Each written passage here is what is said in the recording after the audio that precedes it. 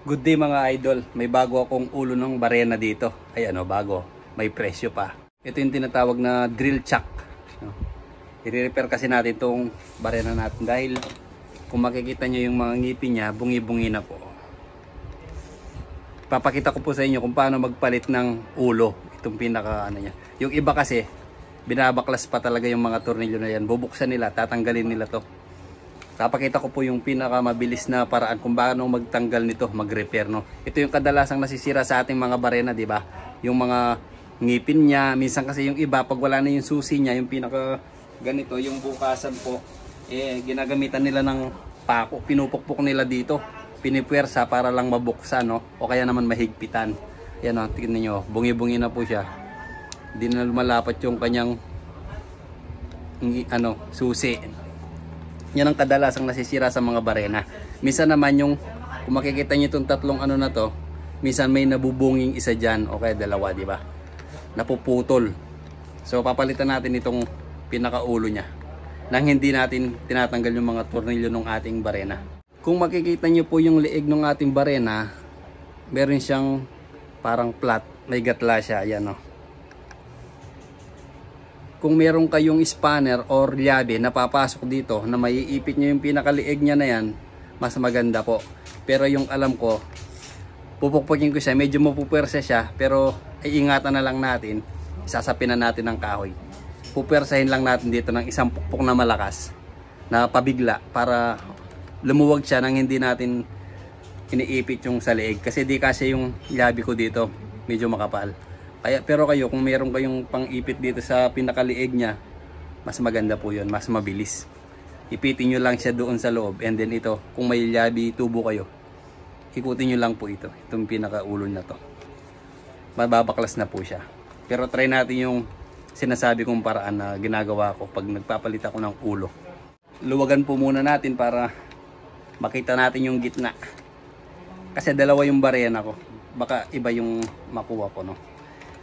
Ang mga barena po, yung iba mayroon silang ano sa gitna.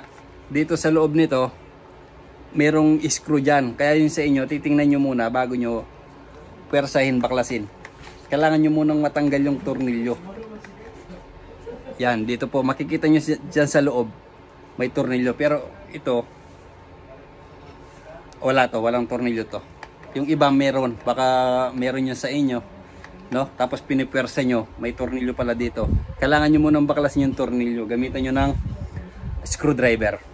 Tatanggalin nyo po muna yung bago nyo luwagan itong ulo. So una nyo pong gagawin, hanap kayo ng bakal or screw, tulad nito, screw to na medyo mataba, nakasya dito sa ating butas, no? Na hindi maluwag, hindi rin masikip masyado. Yan. Tapos pukpukin natin ng konti para pumasok.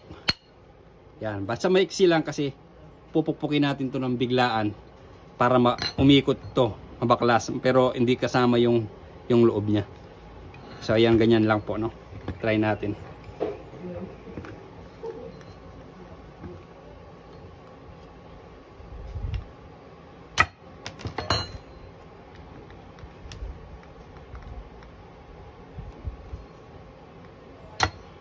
So ayan, umikot na po siya, oh.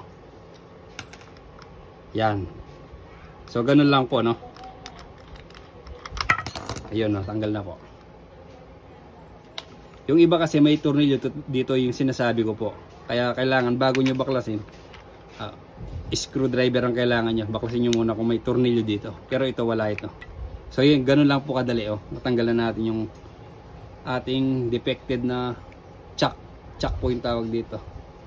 So ilalagay na natin yung, pagbibili po kayo, kailangan alam nyo yung size. Iba-iba po yung size kasi nito. Pero ito, sakto to, oh. Yan, oh.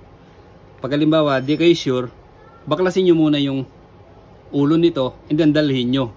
Para pag bumili kayo, parehas yung size. Kasi yung iba, malaki yung butas dito, no? Tsaka depende sa barena, may malaking barena, may maliit. Kailangan yung compatible lang dito, yung kaya niya ba. May malalaki kasing ganito, may maliliit din. So ito, sakto lang po ito. Parehas sila, parehas po ng laki ng butas. So saktong sakto to dito. And then higpitan lang po natin ulit ito, no.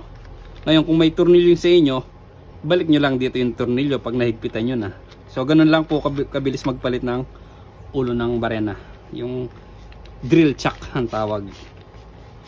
Ngayon pwede nyo itong paanda rin, tapos hawakan nyo konti kung sanay kayo, no? Pwede habang umiikot siya, halimbawa paikutin din, hawakan konti. Hihigpit na po ito sa paggamit natin, no?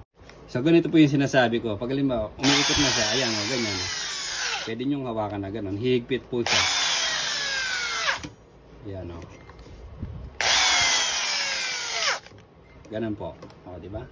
Mahigpit na po siya kasi yung ganyang ikot nakakahigpit po siya ano niya pag nabibigla. So okay na po. Ako ganito lang po ginagawa ko pag magluluwag ako ng barena tsaka higpit. Yan o. Di ba? Pag higpitan naman,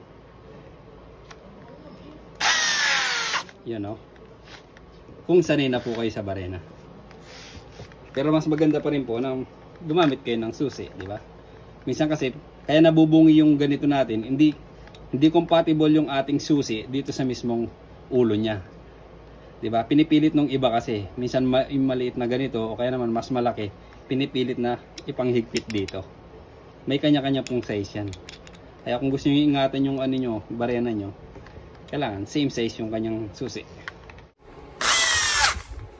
So hanggang dito na lang po mga idol. Sana may natutunan kayo. Hanggang sa susunod po. Thank you.